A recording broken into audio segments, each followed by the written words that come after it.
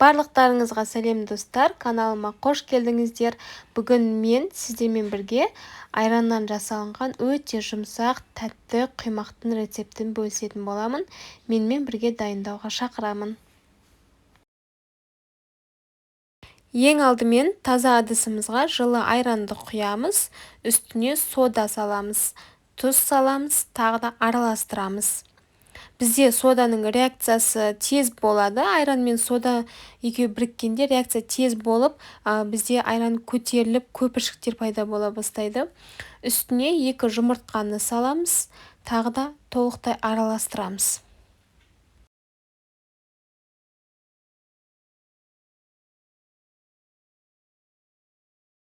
Енді ұн саламыз. Ұнды мен алдын ала електен өткізіп алдым және 3 қасықтан бөліп 3-4 қасықтан салдым. Яғни бірінші 4 қасықты салып, толықтай араластырып алдым. Содан кейін тағы да 4 қасықтай салып, тағы да араластырып шықтым. Сол кезде түйіршіктер көп болмайды және араластырған кезде ыңғайлы болады. Рецепттердің сүтпен жасалынған, картоппен жасалынған неше түрлі құймақтың рецепттерінің ссылкасын описание бөлімінде қалдырып қоямын. Міндетті түрде сол құймақтарды да дайындап көруге кеңес беремін. Менің жаңа видео рецепттерімді жіберіп алмас үшін маған жазылып қойыңыздар және қоңыраушаны басып қойыңыздар. Міне бізде консистенция осындай қою болу керек. Тағы бір айтатын кеңесім, егер құймақ сіздерде воздушный, пышный болып шыққанын қаласаңыздар, онда барлық ингредиенттерді дайындап болғаннан кейін осы массаны тоңазытқышқа 1-20 минутқа қойып қойыңыздар. Барлық ингредиенттерді араластырып болғаннан кейін үстіне қайнаған суды құямыз.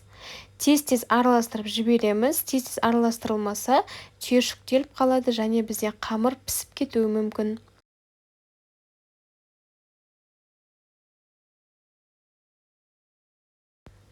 Енді 4 қасық күнбағыс майын құямыз. Осымен біздің болашақ құймақтарымыз дайын болды. Енді толықтай майды да араластыру үшін 1-2 рет ожаудың көмегімен тағы да араластырып жібереміз. Қызып тұрған табада бір ожаудан құйып, құймақтарды 2 жағынан пісіреміз. Міне бізде осындай тәтті құймақтар шықты. Бір дайындағаннан да тез оңай шығады және де ешқандай да жабысып қалмайды және немесе үзіліп кетпейді. Осы описанияда грамм мөлшерін жазып кететін боламын. Сол граммен жасасаңыздар, сіздерде 25-26, максимум 28 дана құймақ шығады. Осылайша барлық құймақтарды пісіріп шығамыз. Егер құймақ пісу барысында шет жақтары қатты болып жатса, жұмыртқаның көп деген сөзі және үстіне кішкене тағы да қайнаған су құйыңыздар.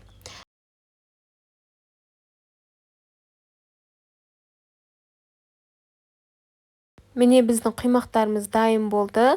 Ешқандай да үзілмейді және жұмсақ болып шығады. Және де орысша айтқанда с дырочками дейді ғой, сондай болып шығады, жұмсақ болып шығады. Және де ең бастысы бұл өте дәмді болып шығады. Міндетті түрде дайындап көруге кеңес беремін. Келесіде кездескенше күндеріңіз жақсы өтсін.